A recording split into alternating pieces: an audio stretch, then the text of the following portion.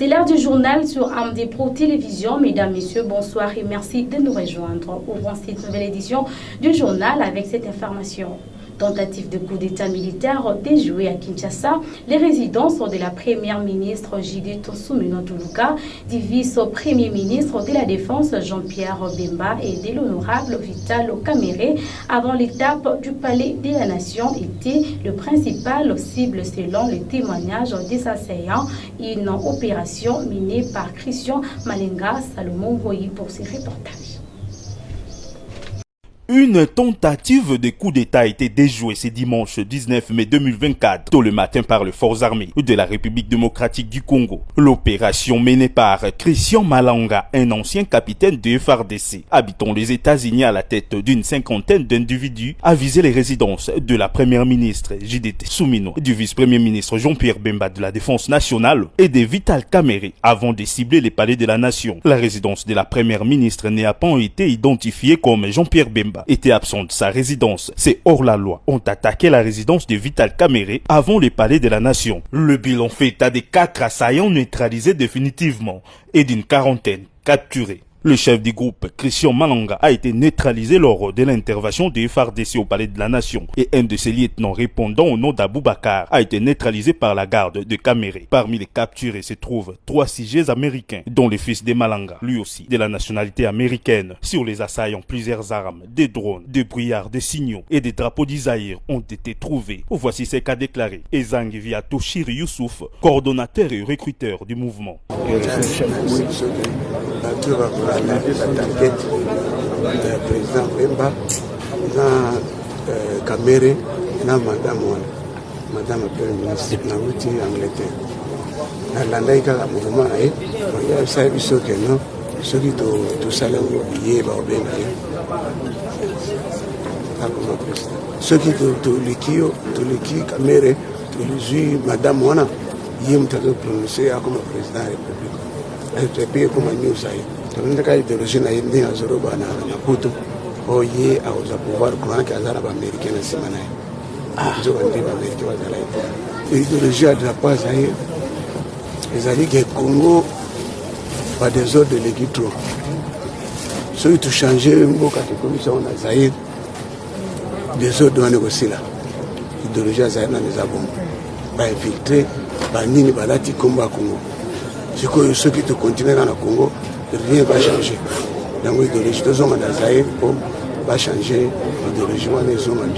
La population doit vaquer librement à ses occupations. L'armée a la parfaite maîtrise de la situation. Toujours dans ces mêmes registres, l'armée affirme avoir déjoué un coup d'État. Le porte-parole de l'armée congolaise, le général de brigade Sylvain Ekenge, a annoncé dans un bref message diffusé à la télévision publique que les forces armées de la République démocratique du Congo ont déjoué un coup d'État dimanche 19 mai. Les auteurs de cet acte sont arrêtés. L'armée rassure que la situation est sous contrôle et demande aux Kinois de vaquer librement à leurs occupations. Les forces armées de la République démocratique du Congo portent à la connaissance de l'opinion nationale et internationale qu'une tentative de coup d'État a été étouffée dans l'œuf par les forces de défense et de sécurité. Cette tentative a impliqué des étrangers et des Congolais. Ces étrangers congolais ont été mis hors d'état de nuire, leurs chefs y compris. Les forces armées de la République démocratique du Congo demandent à la population de vaquer librement et tranquillement à ses occupations. Les forces de défense et de sécurité ont la parfaite maîtrise de la situation. Nous y reviendrons avec force de détail et images à l'appui. Nakolobana lingala po baimboka basosola malamu mampinga maikolo Congo mayebisi na baimboka mpe bato ya bikolo mosusu telelo ba dongolo miso ba mekaki kosala coup d'état mpe mampinga masali mosala mwa bango bayebayaki bakangami bango banso elongo na mokonzi na bango. Tosengi na ngonga oyo na population ya biso ya Congo ebanga te moto na moto asala mosala na ye o ba okenda na losambo bakende losambo o ba okenda na zando bakende na zando makambo manso mazana maboko ya mampinga eza kosala mosala na bango malamu na ngonga koya.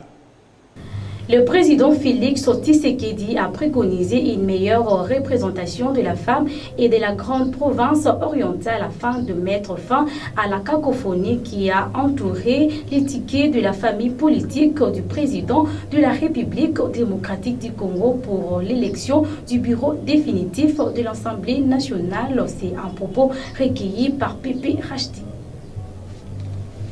Ici, je ne suis pas venu pour accuser les uns et les autres.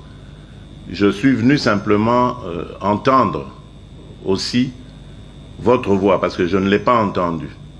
Ce que j'ai entendu,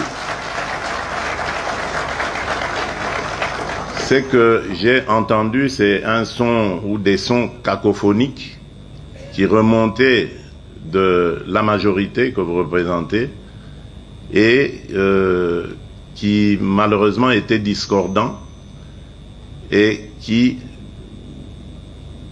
vraiment reflète cette inquiétude qui est la mienne, qui symbolise évidemment ce manque de solidarité en ce moment, ces dissensions assez inquiétantes.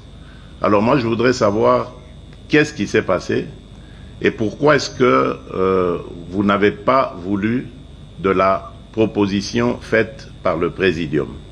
Si les choses ne se sont pas passées comme elles devraient se passer, eh bien, on va les recommencer, quitte à ce que nous y arrivons.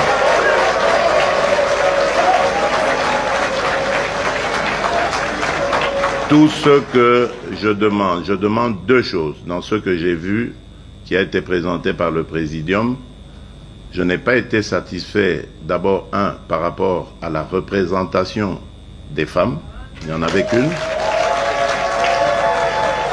et deux, aussi par la non-représentation de quelqu'un qui pouvait symboliser la grande province orientale. Je crois que si nous arrivons à satisfaire ces deux exigences, en tout cas qui sont les miennes, moi, je serai content. Après une réunion tenue vendredi 11 mai 2024 par le président de la République démocratique du Congo avec les députés nationaux et le chef de regroupement politique, le coordonnateur national de la jeunesse du parti AADC, John Kalonji, a donné son point de vue sur l'importance de cette réunion. C'est un reportage de Salomon Goy. Le président de la République Félix Tshisekedi a réussi vendredi 17 mai 2024 406 députés nationaux constituant la majorité parlementaire à l'Assemblée nationale et une quarantaine de chefs de regroupement politique de l'Union sacrée de la nation venus pour réitérer leur loyauté aux garants de la nation. C'est après cette réunion que le coordonnateur national de la jeunesse du parti AADC, John Kalonji, s'est exprimé par rapport au ticket du bureau de l'Assemblée nationale. Je suis content parce que le chef de l'État a aidé à ce que le présidium de l'Union sacrée puisse comprendre les responsabilités. D'abord, ils doivent comprendre que l'Union sacrée n'est pas l'ensemble de ces six chefs des partis politiques. L'Union sacrée, c'est l'ensemble de tous les partis et tous les regroupements politiques qui ont bâti campagne pour le chef de l'État, qui soutiennent la vision du chef de l'État et qui accompagnent le chef de l'État dans ce qu'il est en train de faire. Mais aujourd'hui, nous sommes déçus de voir que toutes les décisions de l'Union sacrée sont prises par le présidium sans nous contacter, sans nous consulter, sans même chercher à savoir quel est notre point de vue par rapport à ce qui est en train de se faire.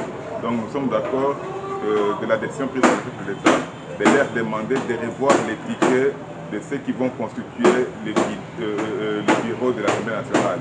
Ce n'est pas normal que dans un grand parti comme AFDC, qui est d'ailleurs un grand regroupement, qu'on trouve que les BAAC qui peuvent être là. C'est vraiment inconcevable que dans un grand parti comme MLC, il n'y ait que des Mbemba qui doivent être là. Et quand nous allons observer de M. Mbosso, il n'y a que Mbosso seul qui peut être là. Donc c'est tout à fait normal et logique que les chefs de l'État leur demandent de revoir leur liste de telle sorte que les compétences soient démises et que les personnes qui peuvent occuper ces postes soient mises dans la Constitution pour passer à l'élection qui aura lieu incessamment. Concernant la révision de la Constitution, John Kalonji a émis un avis positif à cela. Selon lui, cette Constitution a été élaborée par l'ancien régime. Je voudrais commencer par dire que cette Constitution des belligérants, nous, des AADC, autrefois, membres de l'UDPS, nous n'avions jamais accepté ni voté pour cette Constitution. Elle nous a été obligée ou imposée par Kabila avec ceux qui l'accompagnaient. Donc, comme nous ne l'avons pas accepté en 2006, l'occasion nous est donnée aujourd'hui pour que nous puissions changer cette constitution et qu'on ait une constitution qui sera favorable aux réalités du Congo et qui va répondre aux besoins des Congolais. Ces mêmes amis qui sont dans l'opposition aujourd'hui, hier, ils étaient avec nous et ils demandaient à Kabila de changer la constitution. Donc, ils seront avec nous. Que ce soit M. Bayoulou ou je ne sais pas qui autre, ils sont d'accord parce qu'ils savent qu'autrefois, ils demandaient à Kabila de changer cette constitution. Donc, nous n'avons pas pris un mauvais chemin. Signalons qu'une réunion de l'Union sacrée avait été organisée samedi 18 mai où une nouvelle liste des députés de la majorité a été élaborée. Cette liste sera transmise au président Félix Tshisekedi. La réunion présidium de l'Union sacrée et le chef de regroupement politique s'est déroulée samedi 18 mai. Une nouvelle liste de députés de la majorité a été élaborée. Ils sont 450 au total. Selon Modeste Bahati, elle sera transmise au président Tshisekedi. Après cette étape, le ticket pour le bureau de l'Assemblée nationale sera connu. Suivez. À la suite de la réunion d'hier, tenue par la haute autorité politique de l'Union sacrée de la nation et chef de l'État, son Excellence Félix Antoine Tshisekedi Tshilombo, il a été décidé par la haute autorité que les membres du présidium et les chefs des regroupements politiques, membres de l'Union sacrée de la nation constituant la majorité parlementaire, se retrouvent en vue de mettre en ordre les listes de manière à répondre aux attentes de son Excellence, Monsieur le Président de la République, qui en substance était tenir compte du poids politique de chaque regroupement politique. Et le travail a été un travail technique et en toute transparence.